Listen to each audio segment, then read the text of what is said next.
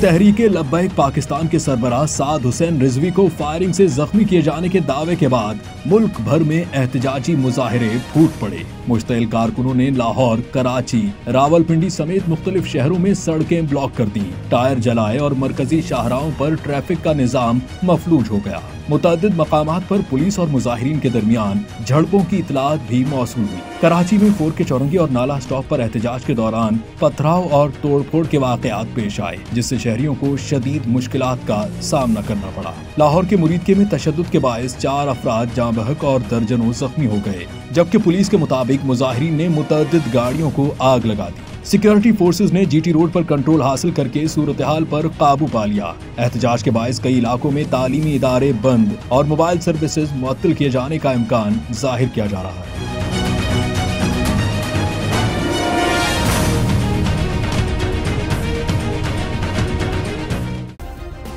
Subscribe करें और bell दबाएं ताकि कोई खबर रह न जाए।